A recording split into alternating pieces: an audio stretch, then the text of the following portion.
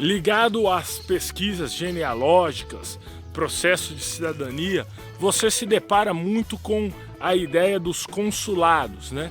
E pouco se fala das embaixadas. Embora não esteja tão diretamente ligado à questão da genealogia, é algo que acaba sendo envolvido. Mas afinal de contas, o que realmente são as embaixadas? Qual o poder das embaixadas? Como funcionam as embaixadas no Brasil? Fala pessoal, tudo bem? Eu sou o Vitor Garcia do vlog Genealogia e Cidadania, Genealogia Informal. Meus contatos estão aqui na descrição do vídeo e como você já viu na intro, hoje vamos falar um pouco sobre a questão das embaixadas, então assista aí. Bom, esse vídeo não deixa de ser uma continuação do vídeo que eu falo sobre consulados italianos ou o consulado italiano, como está distribuído no Brasil. E achei a necessidade de complementar falando um pouco de embaixadas em geral. A embaixada, ela se configura como a representação de um território estrangeiro dentro de um país. É a representação oficial de um governo dentro de um território de outra nação. Então, como eu disse, é um território estrangeiro num solo nacional.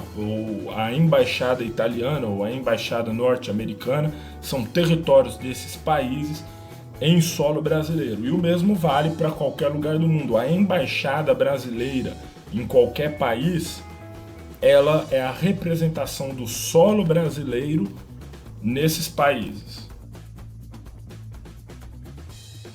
Também pode-se defini-la como uma representação diplomática. E nesse entendimento não se refere ao espaço físico em si, mas o que ele representa.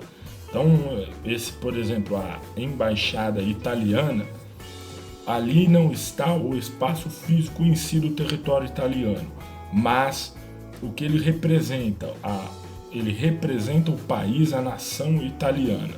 Então são esses dois tipos de entendimento com relação à embaixada. A Convenção de Viena, em 1961, reestabeleceu as funções da embaixada, sendo aquela que negocia em primeira instância e intermedia conflitos ou qualquer tipo de situação entre duas ou mais nações. Então, ela representa o seu país em território estrangeiro. Dentro desse país, os interesses dos moradores que possuem a nacionalidade de seu país. Como já mencionado, mediar negociações entre o governo de seu país e do país onde ela está localizada, ou eventualmente entre mais países envolvidos, repassar informações ao seu país sobre qualquer acontecimento que lhe interesse, e conduzir relações amigáveis, prezar pelo desenvolvimento econômico, enfim, toda a questão da relação diplomática, que eu vou explicar um pouco melhor. Então, uma dúvida frequente que pode-se ter é a diferença entre o cônsul, o embaixador e o diplomata. Eu já falei um pouco sobre o cônsul no outro vídeo, mas eu vou dar uma pincelada para você. O embaixador, ele é o chefe máximo, ou seja, o cargo de maior autoridade com relação à embaixada, um funcionário diplomático. Então ele está à frente dos interesses do país em território estrangeiro, tendo plena autonomia para negociações, para intermediar, mediar a relação entre os dois países, entre os dois territórios. Enfim, e ele também é chamado de embaixador extraordinário plenipotenciário. Eu não sei se é meio difícil a palavra, mas este é o nome. Então é isso, um embaixador, ele é, nesse sentido, a autoridade máxima, é o chefe da embaixada.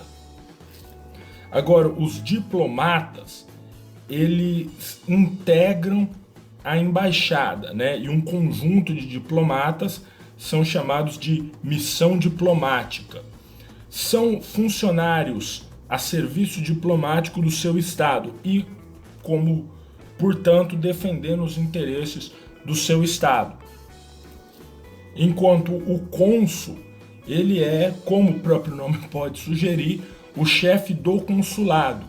Então ele representa os interesses referentes ao consulado e ele não está relacionado com negociações políticas ou representação política, enfim, o seu poder é mais limitado. Então, quando falamos em missão diplomática, são funcionários diplomatas que representam o interesse de seu estado, né, de sua nação, em outro país. Segundo as fontes que estão na descrição, atualmente todas as missões diplomáticas são representadas através das embaixadas e equivale, portanto, à permanência física das missões diplomáticas, sendo missões contínuas, fixas.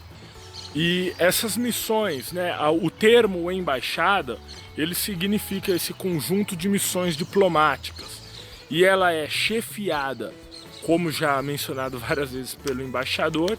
E aí você tem os funcionários, que eu vou olhar na colinha aqui, que são os subordinados, o ministro conselheiro, os conselheiros, secretários e adidos. E o número de diplomatas pode variar de embaixada para embaixada de uma série de questões, tendo normalmente um embaixador, né, e aí o número de conselheiros e de demais cargos tendo esta variação mencionada.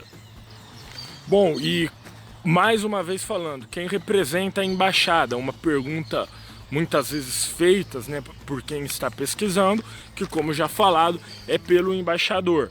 Em outras palavras, é o representante de seu país com maior autoridade no território estrangeiro. Então, o embaixador americano, ou, né, dos Estados Unidos, ele é o representante do país, dos Estados Unidos, com maior autoridade no território brasileiro. E qualquer embaixada em qualquer outro território estrangeiro segue essa lógica. E as funções do embaixador estão obviamente ligadas às funções principais da embaixada, como mediar negociações, enfim, né? Como já mencionado, das obrigações ou das funções da embaixada. Muitas vezes não, né? Diretamente atribuídas à figura do embaixador. E atualmente em Brasília, né, na capital federal, encontra-se 137 embaixadas, ou seja, praticamente embaixadas de quase todos os países do mundo estão no Brasil, mantêm relações com o Brasil. Por sua vez, o Brasil possui 196 embaixadas e 64 consulados espalhados pelo mundo.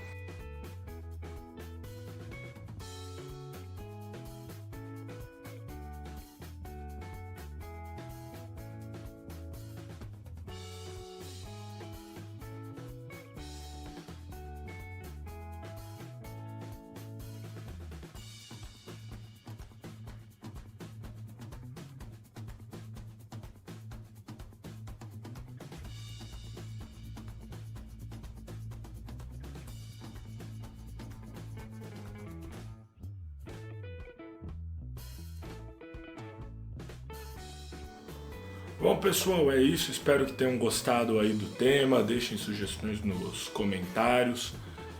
Para sempre procurar trazer curiosidades, procurar contribuir.